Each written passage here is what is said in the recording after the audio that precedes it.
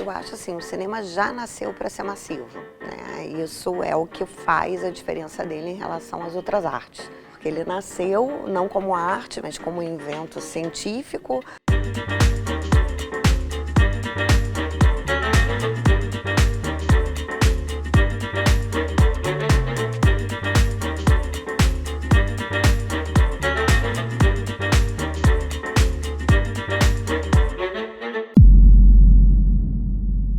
Eu acho que no cinema é um período muito efervescente de produções de vanguarda que se tornaram depois importantes, né? Eu diria um momento crucial de uma virada da linguagem cinematográfica, né? De mais experimentação, de mais ensaística, que a gente pode dizer naquele momento era só cinema, né? Mas que hoje de alguma forma marcou isso que a gente chama do audiovisual e que a gente percebe uma certa influência até hoje, né, naquilo que era feito em imagem naquele momento, na fotografia, no cinema, e que se desdobrou depois nisso que a gente chama dos cinemas de vanguarda dos anos 60, no cinema experimental de hoje, né, na videoarte, no cinema mais ensaístico. Eu acho assim, o cinema já nasceu para ser massivo, né? Isso é o que faz a diferença dele em relação às outras artes. Quando ele foi chamado de sétima arte e durante muito tempo ele teve que conseguir essa legitimidade dele como arte, eu acho que essa legitimidade ela foi conquistada, porque ele nasceu não como arte, mas como um invento científico, algo que era dissociado das artes, né? Algo técnico, digamos assim. E ele foi conquistando com o tempo essa legitimidade com as artes, porque exatamente isso, ele tinha esse diferencial, ele já nasce massivo, né? Ao contrário das outras artes que nascem já por um público mais determinado, mais elitizado, a gente até pode dizer. O que eu acho que acontece do mudo para o falado é que ali naquele momento ele já tinha essa aceitação como arte e ele ganha uma profissionalização industrial a partir dos estúdios de Hollywood pós Primeira Guerra, quando os Estados Unidos assumem, digamos assim, a frente, né, da produção cinematográfica. Os americanos acham que o cinema nasceu com eles, os europeus acham que o cinema nasceu com eles, né? Mas eu acho que sempre foram concepções diferentes. Acho que os europeus sempre assumiram o lugar do cinema como um lugar de arte, né? Os americanos não, eles não têm essa questão, né, dissociada, isso é arte, isso é entretenimento.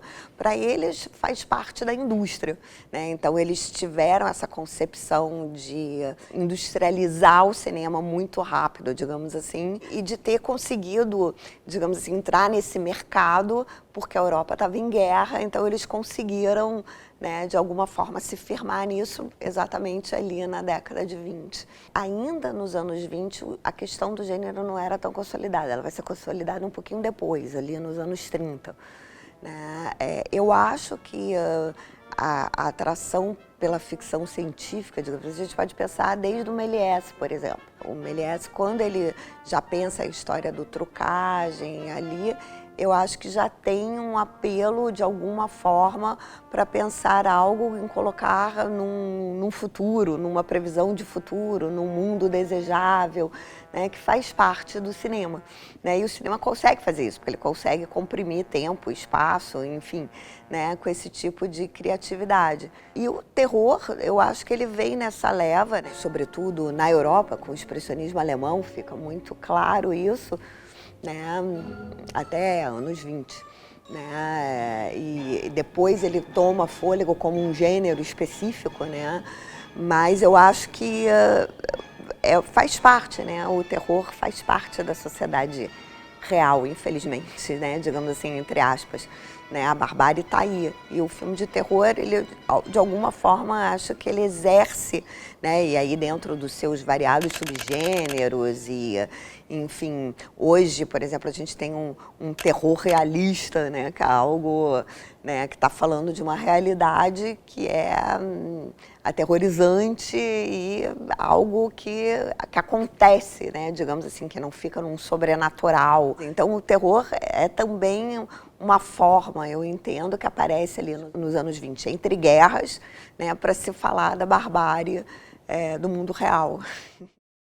Eu acho que a gente tem uma longa história sobre cinema, né, que rapidamente aconteceu aqui, seguido da invenção do cinema, né? Então, assim, a gente se tornou um público que fazia filmes e exibia filmes, né? E se aproveitou também da época da guerra, né, para conseguir fazer as nossas produções nacionais, né?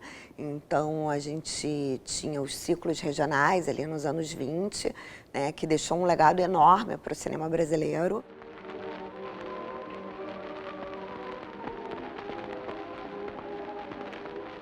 Essa descentralização, acho que ela aconteceu de uma forma espontânea, que era o que era possível naquele momento, né? Mas que já mostrava a importância que o cinema tinha ali nessa relação Estado, homem, mundo.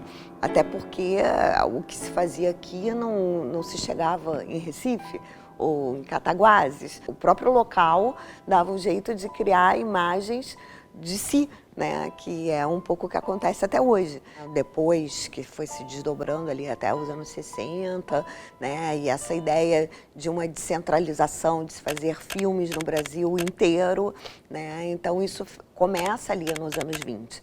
Né? E os críticos é algo que acompanha a produção, né? Onde você tem uma produção cinematográfica, você tem alguém pensando, escrevendo sobre, e de ajudar a pensar o cinema e elaborar uma parte da indústria, digamos assim, né? Mesmo que a gente diga que a nossa indústria era artesanal, né? De alguma forma não uma indústria profissional como o modelo americano, né? A gente tinha, sim, uma forma de produção aqui, não ainda uma política de Estado, como os americanos, né, nos anos 20, mas a gente já tinha, né, pessoas empenhadas em fazer cinema. As salas continuam aí sobrevivendo, né? Desde as salas dos shoppings, digamos assim, né, até as salas, como aqui em Porto Alegre, o Capitólio, né, que tem um público vasto que continua frequentando, movimentando a sala. Né? Então, você pensa, tem um interesse. E eu acho que esse interesse nunca foi perdido. E acho que não se perderá. E acho que não se perderá nesse formato.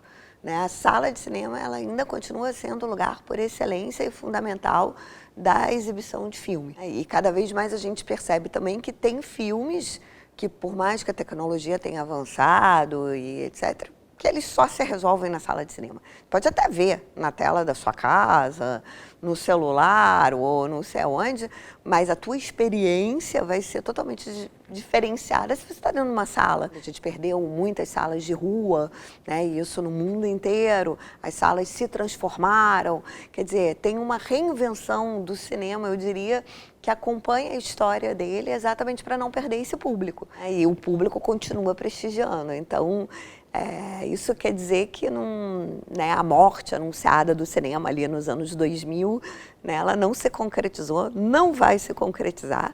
Né? Tem uma reinvenção, uma transformação, né, principalmente para acompanhar a tecnologia nas formas de fazer, de ver, né, e de exibir, que é óbvio, né, mas que eu acho que só amplia o leque. Né, não tende a exterminar essa relação, né, do espectador na tela, dentro de uma sala escura, com um desconhecido do seu lado.